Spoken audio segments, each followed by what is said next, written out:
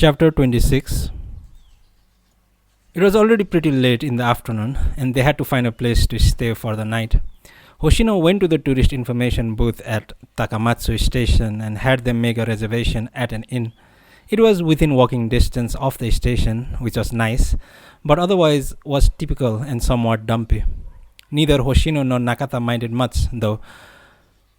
As long as there were futons to sleep on, they were fine. As before, breakfast was provided, but they were on their own for dinner. This particularly suited Nakata, who was likely to drop off to sleep any time. Once they were in their room, Nakata had Hoshino lie face down on the futon, got on top of him, and pressed down with both thumbs up and down his lower back, carefully checking out the condition of his joints and muscles. This time he was much more gentle, just tracing the spine and checking out how tense the muscles were. "Something wrong?" Hoshino asked anxiously. "No, everything's fine. Nakata doesn't find anything wrong with you now. Your spine's in good shape." "That's a relief," Hoshino said. "I wasn't looking forward to another torture session." "I know. Nakata's really sorry. But you did tell me you didn't mind pain. So I went ahead and did it as hard as I could." "Yeah, I know that's what I said. But listen, Gramps, there are limits. Sometimes you gotta use common sense. But I guess I shouldn't be complaining. You did fix my back. But man alive, I never felt anything like that in my life. The pain was unimaginable. It felt like you were ripping me apart, like I died and came back to life or something." "Nakata was dead for 3 weeks once."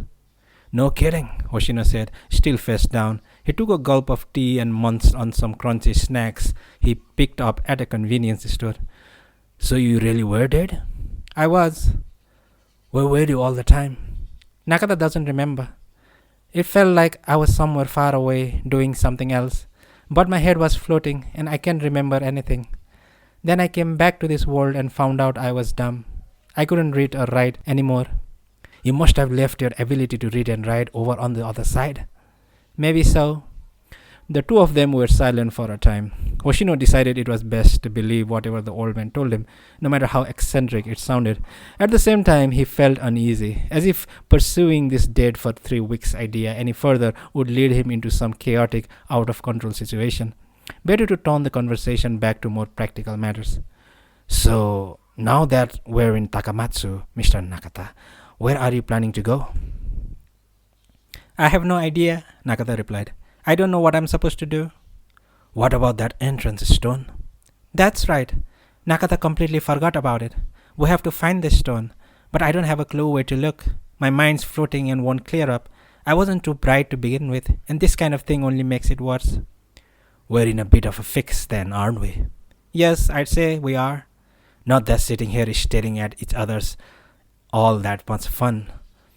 This won't get us anywhere." "You're right."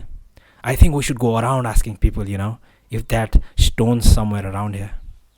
"If you say so, then that's what Nakata wants to do. I'm pretty dumb, so I'm used to asking people questions." "My grandpa always said asking a question is embarrassing for a moment, but not asking is embarrassing for a lifetime." "I agree. When you die, everything you know disappears." "Well, that's not what he meant exactly," Hoshino said, scratching his head. "Anyway, do you have a mental image of the stone? What kind of a stone it is, how big it is, its shape or color, what it's used for? If we don't have some details, it's hard to ask. Nobody's going to know what the heck we're talking about if we just say, 'Is there an entrance stone anywhere around here?' They'll think we're nuts. You see what I mean?" "Yes, I do. I might be dumb, but I'm not nuts." "Okay." "The stone Nakata's looking for is very special. It's not so big. It's white and doesn't have any smell. I don't know what it's used for. It's round, sort of like a rice cake." He held up his hands to indicate something the size of an LP record. So if you've spotted it, do you think you'd recognize it? Like, 'Hey, here it is.'" "Nakata would know it right away." "There must be some kind of a story or legend behind it. Maybe it's famous and on display at a shrine or someplace." "It could be, I suppose." "Or maybe it's just in some house and people use it as a weight when they make pickles." "No, that's not possible." "Why not?" "Because nobody can move the stone." "Nobody except you mean?" Yes, I think Nakata probably can. After you move it, then what? Nakata did an uncharacteristic thing. He pondered this over a good long time. At least he looked like he was briskly rubbing his short salt and pepper hair. I don't really know about that, he said finally. All I know is it's about time somebody moved it. Hoshino did some pondering himself. And that somebody's you, right? At least for now. Yes, Nakata replied. That's correct. Is the stone found only in Takamatsu? No, it isn't. It doesn't really matter where it is. It just happens to be here right now. It would be much easier if it was in Nakano Ward. But moving that kind of stone must be risky. That's right. Maybe Nakata shouldn't bring this up, but it is very dangerous. Damn, Hoshino said, slowly shaking his head. He put on his Chunichi dragon's cap and pulled his ponytail out of the hole in the back. This is starting to feel like an Indiana Jones movie or something. The next morning, they went to the tourist information booth in the station to ask if there were any famous stones in Takamatsu or the vicinity. Stones? The girl behind the counter said, frowning slightly. She had been trained to introduce all the usual tourist places, but nothing beyond that, and the question clearly had her flustered. What sort of stones are you looking for?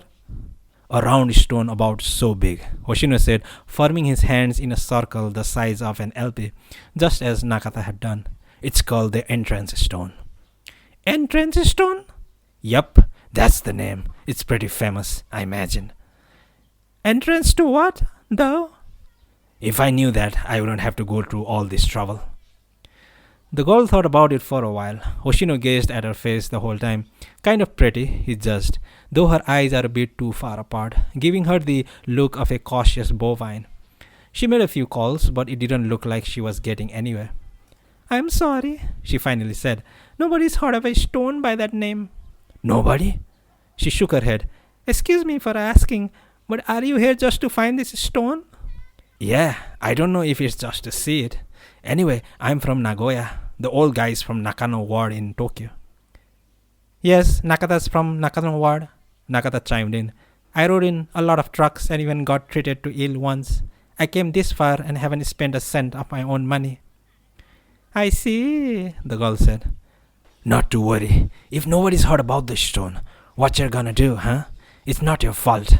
But maybe they call it something else. Are there any other famous stones around here? You know, something with a legend behind it, maybe? Some stone people pray to? Anything like that?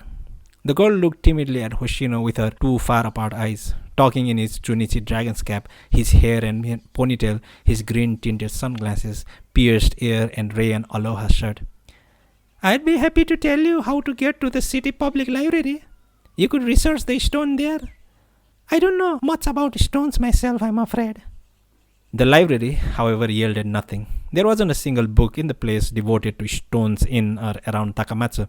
The reference librarian, saying they might run across a reference somewhere, plonked down a stack of books in front of them.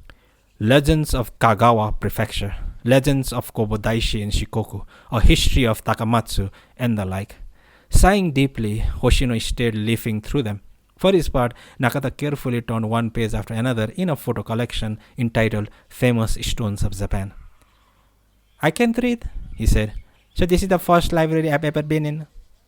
I'm not proud of it, Hoshino said, but this is a first for me too, even though I can. It's kind of interesting now that we're here. Glad to hear it.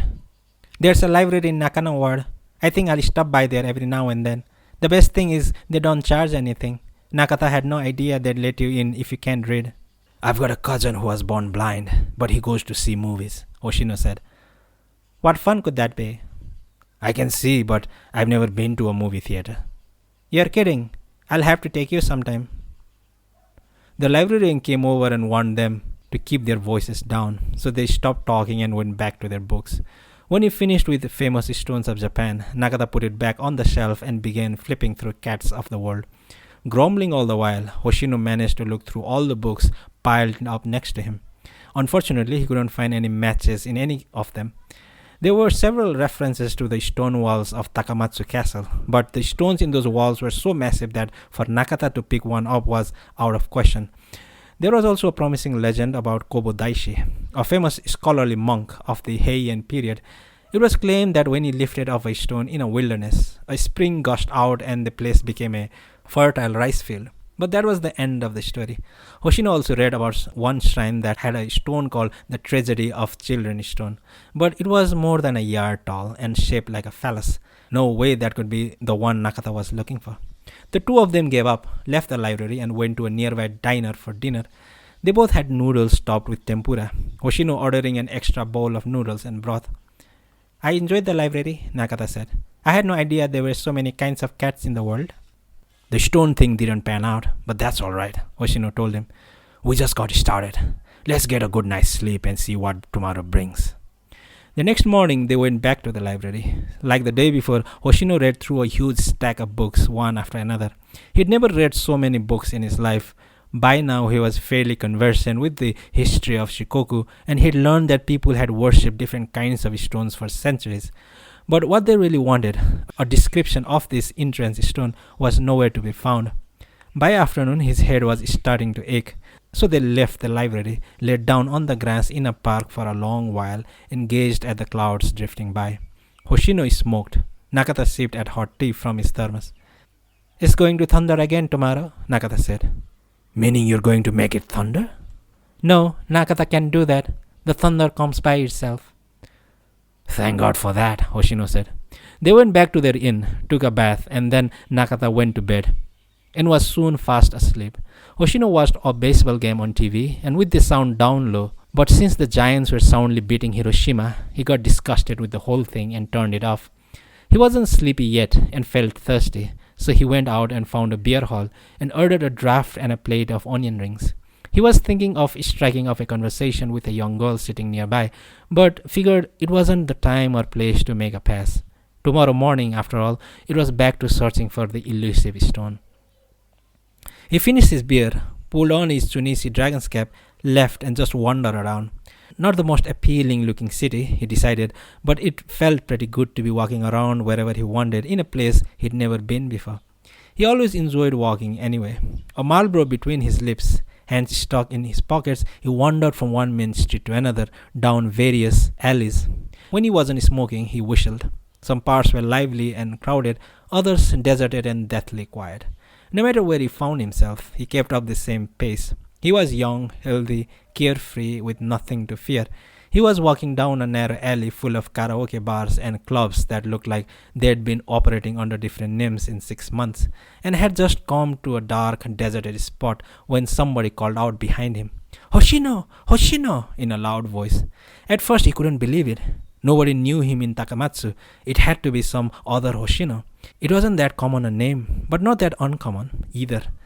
He didn't turn around and kept walking, but whoever it was followed him, calling out his name. Hoshino finally stopped and turned around. Standing there was a short old man in a white suit, white hair and a serious pair of glasses, a white mustache and a goatee, white shirt and a string tie. His face looked Japanese, but the whole outfit made him look more like some country gentleman from the American South. He wasn't much over 5 feet tall, but looked less like a short person than a miniature, scaled-down version of a man. He held both hands out in front of him like he was carrying a tray.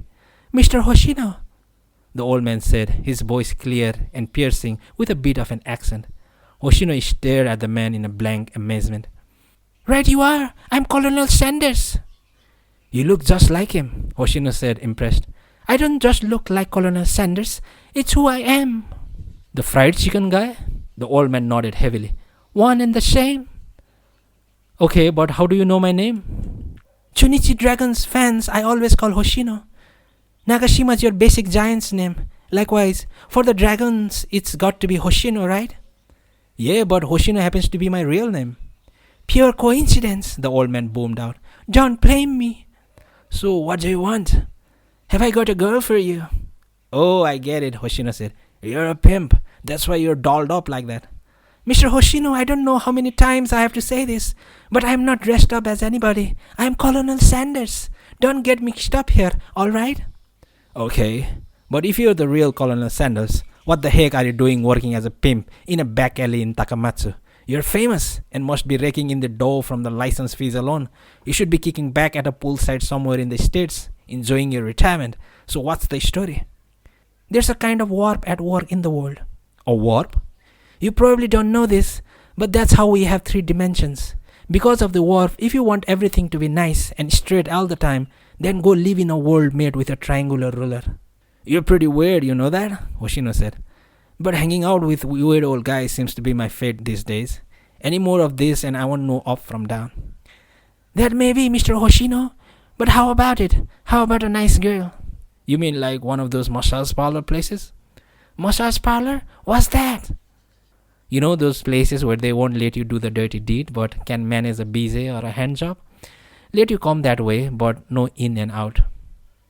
No, Colonel Sanders said, shaking his head in irritation. That's not it at all. My girls do it all. Hand job, busy, whatever you want, including the old in and out. Aha, so you're talking a soap land. What land? Quit kidding around, okay? I've got somebody with me, and we've got an early start in the morning, so I don't have time for any fooling around tonight. So you don't want a girl? No girl, no fried chicken. I'm going back to get some sleep. But maybe you won't get to sleep that easily, Colonel Sanders said knowingly. When a person's looking for something and can't find it, they usually can't sleep very well. Hoshino stood there, mouth agape, staring at him. Looking for something? How'd you know I'm looking for something? It's written all over your face. By nature, you're an honest person. Everything you're thinking is written all over your face. It's like one side of a split open dried mackerel. Everything inside your hair's laid out for all to see. Instinctively, Hoshino reached up and rubbed his cheek. He spread his hand open and stared at it, but there was nothing there. Written all over my face? So, Colonel Sanders said, one finger held up for emphasis. Is that what you're looking for, by any chance? Round and hard? Hoshino frowned and said, Come on, old man, who are you? How could you know that? I told you, it's written all over your face. You don't get it, do you? Colonel Sanders said, shaking his finger. I haven't been in this business for all these years for my health, you know. So you really don't want a girl? I'm looking for a kind of stone. It's called an entrance stone. I know all about it. You do? I don't lie or tell jokes. I'm a straight ahead, no nonsense type of guy. Do you know where it is? I know exactly where it is. So could you tell me where? Colonel Sanders tossed his black-framed glasses and cleared his throat. Are you sure you don't want a girl? If you'll tell me where the stone is, I'll think about it, Hoshino said dubiously. Great, come with me. Without waiting for a reply, he walked briskly away down the alley. Hoshino scrambled to keep up. Hey, old man, Colonel, I've only got about $200 on me. Colonel Sanders clicked his tongue as he trotted down the road. That's plenty. That'll get you a fresh-faced 19-year-old beauty. She'll give you the full menu. BJ, hands up, in and out, you name it. And afterward, I'll throw this in for free. I'll tell you all about the stone. Jeez Louise, Hoshino gasped.